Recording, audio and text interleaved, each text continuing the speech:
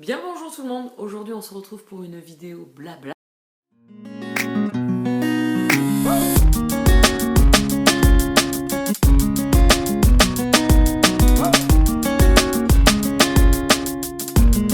Alors je me mets là parce que j'ai un petit locataire qui s'est installé sur mon petit fauteuil.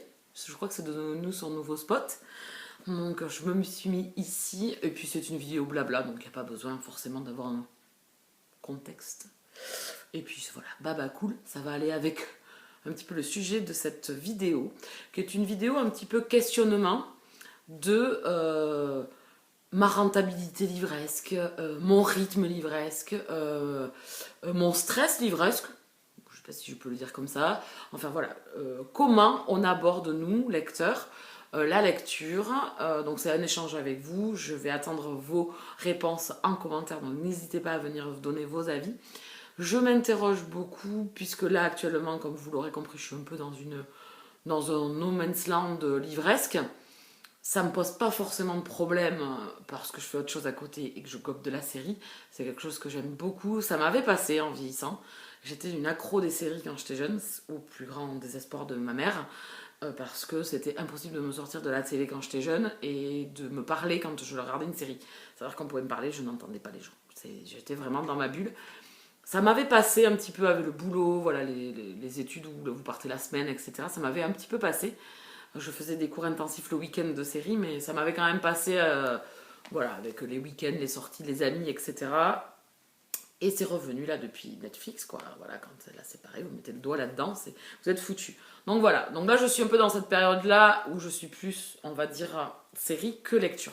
Alors comment vous le prenez quand vous avez, comme ça, un temps où vous lisez plus? Est-ce que vous cataloguez ça, vous, de panne livresque, parce que c'est des mots que l'on emploie, nous, dans notre petit univers de blogosphère, de booktubosphère, de bookstagramosphère, je sais pas si ça se dit, enfin voilà, notre petit univers livresque, quand on a peut-être une chaîne, un rendement livresque, alors j'utilise le mot avec des guillemets bien évidemment, c'est pour dire pour des personnes qui lisent beaucoup, quand je dis beaucoup, je pars à partir de 4 livres par mois, je trouve que c'est quand même un bon rythme, même pour ceux qui lisent 2 livres, voilà, c'est chacun. Le problème du rendement livresque, c'est chacun lit à sa façon, on lit tous différemment, on aborde la lecture parce qu'on a des choses aussi de la vie quotidienne à côté. Donc voilà, donc c'est pour ça que j'utilise le mot rendement. Chacun voit son rendement devant sa porte en fait. Donc voilà comment vous avez, vous, est-ce que ça vous pose un problème d'avoir plusieurs semaines et vous cataloguez ça de panne livresque? Ou pas du tout, ou c'est juste que vous avez autre chose à faire et que voilà, vous êtes en no-lecture et que vous faites aussi passer d'autres intérêts et d'autres loisirs. Parce que bon, moi les séries ça fait aussi partie de mes instants voilà, de passion et de plaisir. Donc c'est pour ça que quand je délaisse la lecture, ça ne me pose pas forcément de problème. C'est sûr que j'ai toute cette pile de livres qui m'attend, mais en fait je me dis, est-ce qu'il y a un impératif? Alors oui, ça c'est la deuxième partie de la truc, c'est les services presse, puisque quand on veut développer, chacun toujours pareil, midi à sa porte, hein, on développe tous pas de la même façon, d'autres vont avoir un partenariat, pas du tout de partenariat, 20 partenariats, voilà, le rendement de ce côté-là ne m'intéresse peu chez les autres. Je vais vous parler, bien évidemment, tout ce que je vous dis là, c'est par rapport à moi, je ne regarde pas par rapport à vous, je ne regarde pas par rapport à chez vous. Je pense que il faut que ça s'arrête à notre niveau sans regarder les autres. Voilà, donc moi j'ai assez de services presse. J'en ai peut-être trop pour certains, j'en ai peut-être pas assez pour d'autres. Voilà, je suis favorisée pour certains, je ne suis pas favorisée pour d'autres. Voilà, ça par contre, le service presse, peut-être que je ferai une vidéo dessus aussi pour vous expliquer mon point de vue là-dessus spécifiquement par rapport à mon relationnel et à comment je vois les choses. Ça fait longtemps que je suis déjà à faire ça aussi, donc voilà. Bon, ça c'est pas dans ce sujet-là de conversation. Mais est-ce que ça pose un problème du coup quand on est dans ces instants non livresques d'avoir tous ces livres? Je pense pas, je pense qu'à un moment donné il faut aussi prendre du recul, que ça reste du plaisir. Donc je pense que si on l'explique que voilà on a du retard, ben, c'est comme ça, il y a des périodes, il y a le reste de l'année si vous êtes toujours, moi c'est ce que je suis, le reste de l'année j'estime que, voilà. Et dans l'année j'ai toujours des périodes comme ça un petit peu avides. Est-ce que vous ça vous arrive, est-ce que ça vous pose problème? Voilà, donc, et c'est là où je vais parler de rentabilité, de stress. Ça peut me porter sur le haricot. C'est quelque chose que je ne veux pas avoir dans ma partie passion. Je pense qu'on est beaucoup, voilà, on est là pour s'éclater, pour s'amuser. Donc, en fait, je veux pas que ça m'arrive. Et par contre, ça peut m'arriver. Et c'est là où ça me pose souci, quoi, en fait. Et c'est là où je prends du recul, je mets le frein à main. Et je pense que ces 15 jours découlent, en fait, d'une période où j'ai eu beaucoup de services presse et que je suis quelqu'un qui aime bien, si je prends des services presse, honorer en temps et en heure. C'est-à-dire qu'on nous donne un mois, j'aime bien être en temps et en heure sur un mois. Sauf que quand je vois que je suis débordée et que j'en ai trop, et bien au lieu de mettre les bouchées doubles, c'est tout l'inverse qui se passe chez moi, c'est que je mets le frein à main et que je procrastine. Donc ça m'arrive beaucoup. La procrastination, ça fait partie aussi de ce que j'ai besoin en dehors de ma semaine de travail. Donc c'est là où je me pose la question, est-ce que vous aussi vous avez cet esprit de consommation livresque, d'instant où vous vous dites ah, il faut que je fasse, voilà, on attend que, on a besoin que je donne du rendement par mes services presse ou par l'attente des réseaux sociaux qui font que plus on partage de choses, plus on est visible, plus on a d'abonnés. Et je pense qu'on rentre aussi dans cet engrenage, moi la première, hein. Je pense qu'on donne chacun de nous-mêmes, alors à notre échelle, hein, parce que bien évidemment sur Instagram on a des bisounours, sur Booktube je suis un Playmobil dans un évier. Mais c'est vrai que c'est un peu la course au rendement, la course à la consommation, la course au qui fait mieux, qui fait quoi, qui fait... Et je trouve que ça rentre dans notre univers livresque un petit peu. Et c'est dans ça où ça peut causer une panne livresque. Enfin, pour ceux qui appellent ça une panne. Un stop livresque. Un instant où on a besoin de de rentrer dans notre cocon et de se dire, non, stop, on donne trop d'intérêt à certaines choses qui n'en ont pas, ça reste de la lecture. Et est-ce que vous, ça vous arrive de vous laisser déborder ou vous êtes toujours en mode, voilà, vitesse de croisière, voilà. Est-ce que aussi, le fait d'avoir, pour ceux qui ont des piles à lire, le mot pile à lire, c'est d'avoir beaucoup de livres en attente de lecture. Est-ce que le fait d'avoir ces piles à lire assez conséquentes, ce qui est mon cas, vous pose problème? Alors, je me suis questionnée, parce que j'ai vu une vidéo alors sur le compte de Britine sur Instagram, que j'aime beaucoup discuter avec elle, j'aime beaucoup échanger avec elle, on a un peu les mêmes styles de lecture au niveau du MM, qui avait posté une vidéo d'une jeune fille qui avait fait un IGTV et qui parlait de sa pile à lire justement et de la relation qu'elle avait avec et de ce fait de lui avoir donné trop d'importance, de l'enrichir, donc de consommer trop, de pas consommer bien. Et ça m'a fait me questionner sur moi-même. Alors, toujours pareil, hein. Comme elle dit, elle s'est questionnée sur elle-même, elle ne questionne pas les autres, elle ne remet pas en cause les piles à lire des gens. Hein. Chacun vit sa pile à lire comme il l'entend. Moi, j'ai une grosse pile à lire qui m'a jamais posé de problème. Je m'en tamponne le coquillard. Le seul regret que j'ai, c'est que j'ai trop acheté et qu'il y a des romans, je trouve que nos envies, elles évoluent avec nous-mêmes, elles évoluent avec le temps. C'est-à-dire que des romans qui me faisaient envie il y a 5 ans, aujourd'hui me le font peut-être plus très envie. Et je les ai laissés traîner et du coup ils sont sortis de ma pile à lire parce que c'est des romans que je suis certaine de ne jamais lire. Donc voilà, là où ça me dérange dans ma pile à lire, c'est que en fin de compte, je pense que mes goûts ils évoluent et que des romans que j'ai achetés à un moment donné, je suis pas sûre qu'il y en ait certains qui soient lus aujourd'hui. Donc ça c'est dommage, même si je sais que je vais pouvoir en faire profiter des gens qui vont eux vouloir lire ces livres et peut-être en profiter. Mais le pécule que j'ai mis au moment où je l'ai acheté, c'est là où c'est dommage. Après, je suis quelqu'un qui achète aussi en occasion, et de plus en plus, ça fait 2 ou 3 ans que j'achète pas mal en occasion, et je trouve que je m'y retrouve mieux. Mais c'était par rapport à sa vidéo, je me disais effectivement, elle m'a fait, alors, pas culpabiliser, non, réfléchir sur mon état de pile à lire et d'achat compulsif de livres, parce que peut-être que je vois des livres qui me font envie, parce que je suis quelqu'un qui recherche beaucoup tous les mois des livres, des sorties. Et c'est vrai que cette année, je suis en train de me poser la question, à me dire, mais c'est important certes, parce que je veux être tenue au courant des parutions, je veux être tenue au courant des auteurs que j'aime, des auteurs vers lesquels je veux aller. Donc c'est quelque chose que j'aime faire aussi, chercher. Mais en même temps, peut-être le réfléchir mieux, c'est-à-dire me faire une grosse liste, comme je vous présente de temps en temps en sortie livresque, mais toujours en ayant peut-être à réfléchir un peu plus sur les achats. Et c'est une chose que je ne fais pas. C'est-à-dire que quand j'ai envie de quelque chose, je me l'achète. Voilà, je suis quelqu'un qui achète des livres et du maquillage. Pour ceux qui me suivent, vous le savez. Voilà, je ne suis pas quelqu'un qui achète des fringues, je ne suis pas quelqu'un qui achète des chaussures, des sacs à main. J'ai eu une période plus jeune peut-être où c'était le cas, les sacs à main, j'aimais bien ça. Ça m'a passé. Parce qu'en fin de compte, pareil, sur le moment, ils m'ont plu. Puis après, voilà, ça passe. je dépense pas d'argent dans les fringues.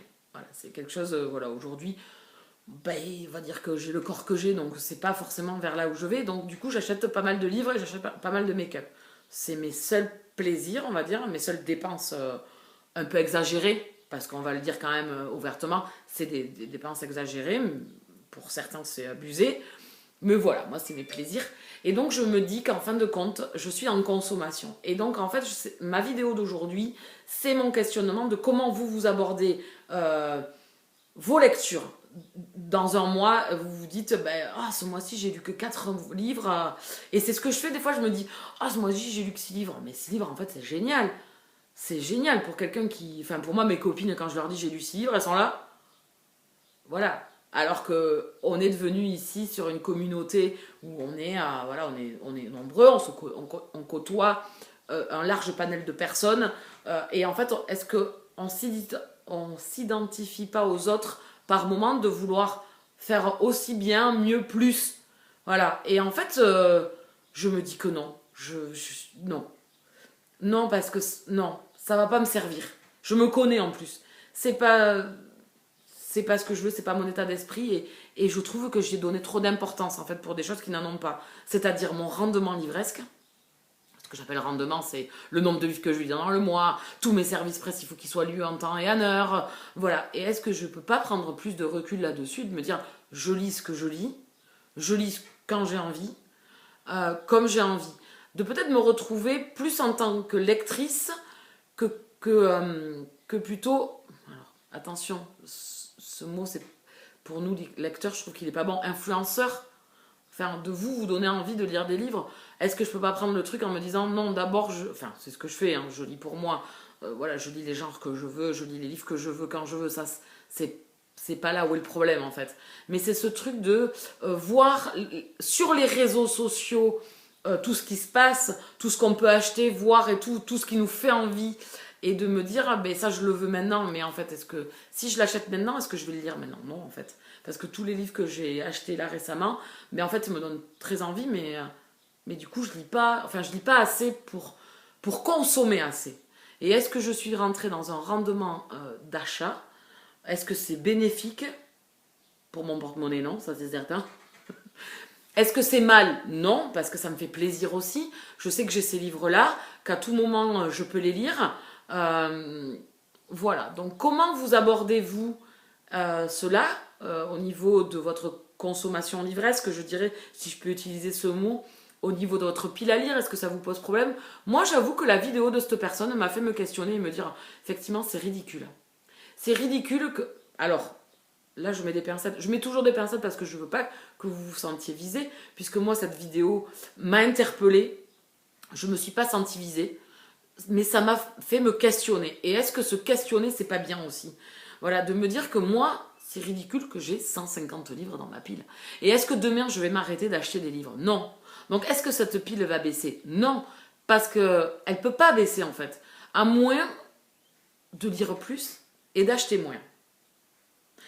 J'ai mes folies d'achat, donc est-ce que ça va s'améliorer? Non. Alors là, je suis en questionnement. Je me dis, est-ce que je peux m'améliorer de ce côté-là? Est-ce que je peux travailler sur moi-même? Est-ce que c'est utile que je travaille sur moi-même? Et voilà. Est-ce qu'on n'est pas en consommation parce que je veux produire du contenu? Je suis dans l'achat. Alors c'est une question aussi que je me suis posée. Est-ce que le fait que je veuille donner du contenu à ma chaîne ou à mes réseaux sociaux ne m'oblige pas, entre guillemets, à acheter? Voilà.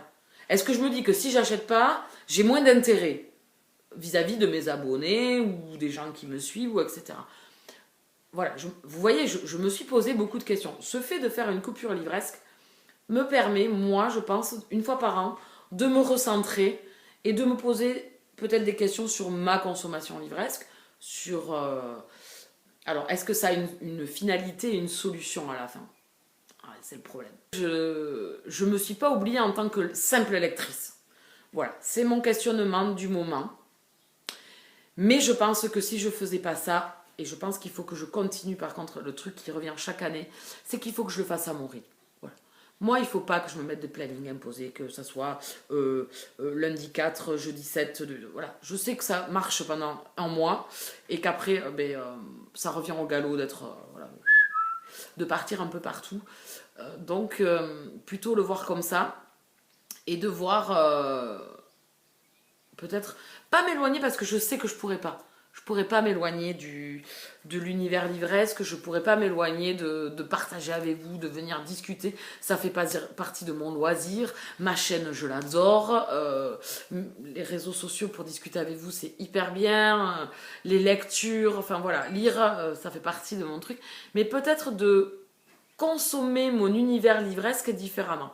Alors déjà, ça peut se passer par ma pile à lire, parce que alors, je retrouve pas la personne qui a posté cette vidéo. Si Britine passe par là et qu'elle se souvient du post qu'elle a partagé, parce que du coup j'étais allée voir l'IGTV de cette personne, mais je me souviens plus, parce que je me suis abonnée, mais comme c'est quelqu'un de récent, je me souviens plus du pseudo.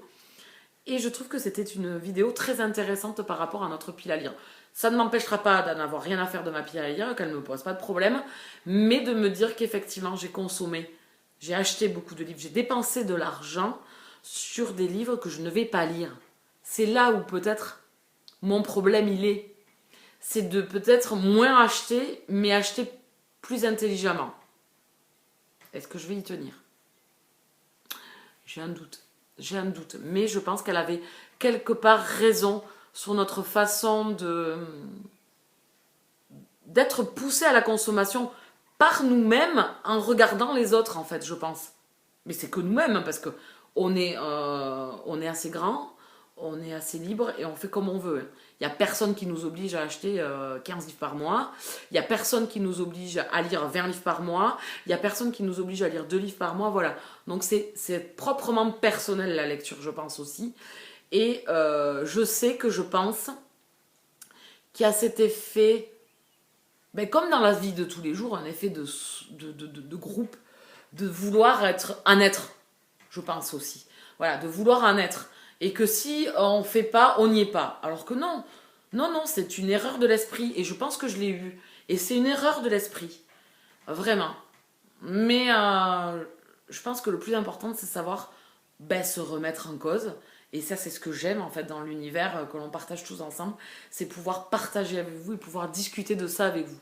Donc, comment vous dire que j'ai hâte d'avoir vos commentaires, de pouvoir discuter avec vous. Je sais qu'on a eu une belle discussion autour du consentement de Valérie Springora. J'ai adoré. Alors, comme je dis souvent, je réponds peut-être pas de suite aux commentaires, mais je les lis tous. Et j'aime cet échange quand vous me répondez et que vous me donnez votre avis. Alors, peut-être que je ne viens pas vous répondre de suite, mais je les lis tous. Et j'aime aussi avoir l'esprit des autres, en fait.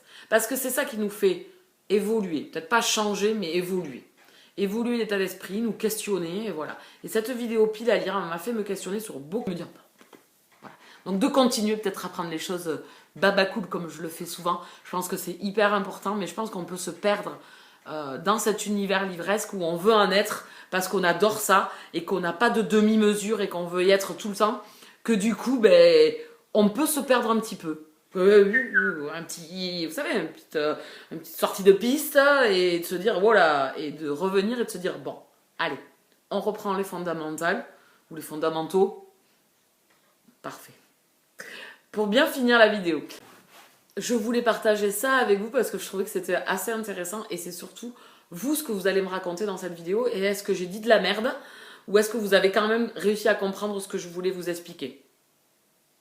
T'es pas sûr. Et dans une prochaine vidéo, je pense que je vous parlerai des services presse, puisque c'est le gros sujet, enfin c'est souvent le sujet que je vois chez certains. Je sais que certaines booktubeuses avaient répondu là-dessus, je pense aux chroniques de fraises. J'avais écouté sa vidéo qui était vraiment très intéressante, là aussi.